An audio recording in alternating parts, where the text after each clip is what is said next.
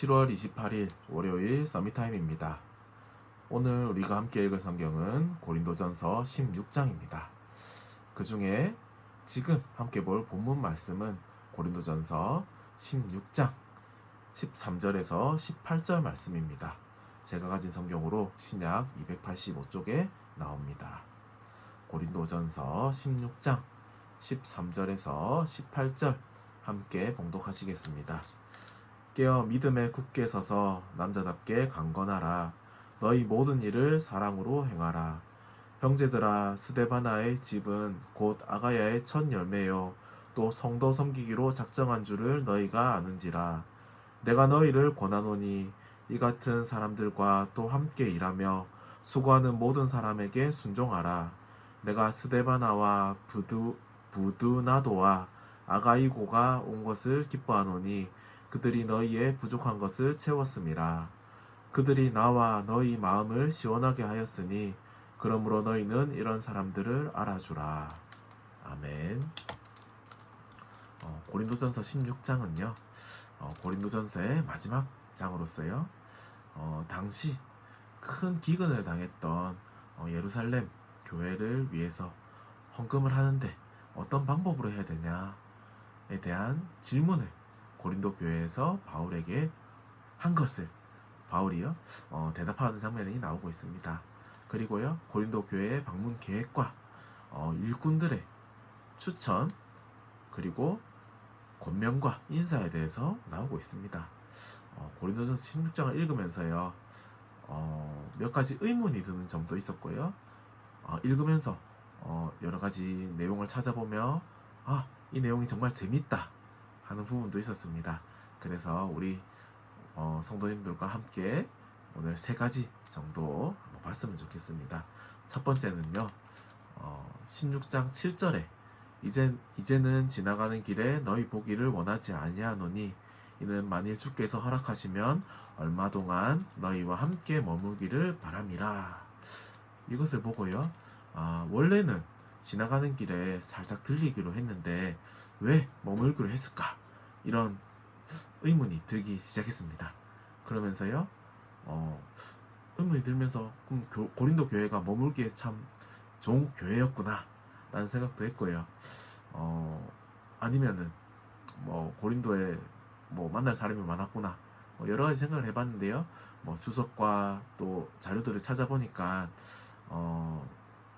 고린도 교회는요 정말 문제가 많은 교회였습니다. 우리 고린도 전서를 읽으면서요 바울이 문제도 지적하고 그렇게 하면 안 된다 이런 말도 하고 했지요. 그 중에서 가장 큰 문제가요 이제 성도들 간에 파당을 나누고 분쟁을 했다는 것입니다. 성도들 간에 분쟁만 있었던 것이 아니고요 그 중에 많은 사람들이요 이 바울에 대해서 적대 감정을 표출하기도 했습니다. 그래서 바울이요 잠시 들릴 것이 아니라 머물면서 그들을 진정으로 사랑하며 그들이 성숙하기를 위해 그들이 성숙할 수 있도록 헌신해야 되겠다 이런 마음으로 그 고린도 교회에 잠깐 들리는 게 아니라 올해 겨울을 보내기까지 할 것이다 이렇게 편지에 이제 성경에 써놓은 것 같습니다. 이것을 보면서 저는 좀 개인적으로 좀 반성을 하게 된 것도 있습니다. 바울은요 자신의 감정이나 다른 사람들의 말에 휘둘리는 사람이 아니었습니다. 정말 교회와 성도를 위해 헌신할 줄 아는 그런 전도자이자 목회자였습니다. 이 바울의 모습을 보면서요 저는 제 감정에 휘둘리거나 다른 사람의 말에 휘둘리는 경우가 정말 많았는데 참 바울이 정말 하나님이 택하신 전도자가 확실했구나 하는 생각이 들면서요 정말 이 부분에 있어서 본받아야 되겠다는 생각이 참 많이 들었습니다. 그리고 두 번째로는요 16장 8절에서 9절 내가 오순절까지 에베소에 머물려 함은 되게 광대하고 유효한 문이 열렸으나 대적하는 자가 많음이라. 이 내용은요 바울이 에베소에 더 머물려고 하는 이유에 대해서 나오고 있습니다. 광대하고 유효한 문이 많이 열렸다. 이것은 우리가 쉽게 추측할 수 있겠죠. 전도의 문이 많이 열렸구나. 전도 복음이 필요한 사람들이 너무나 많아서 바울이 전도하기 위해서 에베소에 더 머물러야 하는구나, 그렇게 이해할 수 있습니다. 전도의 역사가 일어났다는 말이죠. 근데 대적하는 자가 많다는 것에 저는 좀 의문이 들었습니다. 제가 그냥 이 글 자체만 읽었을 때는요, 대적하는 자가 많아서 어쩌면은 그 전도 대상자들에게 전도를 하는데 시간이 오래 걸렸구나, 저는 그렇게 추측을 했는데요. 바울은요, 제 추측과 좀 달랐습니다. 어떻게 달랐느냐? 바울은요, 대적하는 자를요, 물리치거나 아니면요, 전도를 해서요, 하나님의 일꾼으로 만들어야 한다, 그런 적극성을 가진 그리스도의 군사였습니다. 그래서 이제 전도하는 문도 많은데 대적자도 많으니까, 그 말은 무슨 말입니까? 전도 대상자도 많고 대적하는 사람도, 내가 이 사람도 물리치거나 전도해야 되기 때문에 기간이 더 많이 걸린다, 그죠? 그래서 더 머물러야 된다 말하고 있는 것입니다. 여기서 또 하나님이 이방인을 살리는 전도자로 택한 바울의 그릇이요, 얼마나 큰지 확인할 수 있었습니다. 근데 뭐 바울이 어떻게 그러면은 그렇게 대적하는 사람들에게도 적극적으로 전도하고 아니면은 물리치고 그렇게 할 수 있었을까요? 저는 한 두 가지 이유가 있지 않았을까 하는 생각을 해봤습니다. 첫 번째는요, 이 시대에는요, 바울을 비롯한 사도들이요, 예수님이 곧 오실 것이라고 생각하고 신앙생활을 했습니다. 그랬기 때문에요, 오히려 담대할 수 있었습니다. 예수님이 곧 재림하실 것이기 때문에 자신들이 목숨이나 자신들의 생명을 아깝게 여기지 않고요, 담대하게 복음을 증거할 수 있었습니다. 그죠?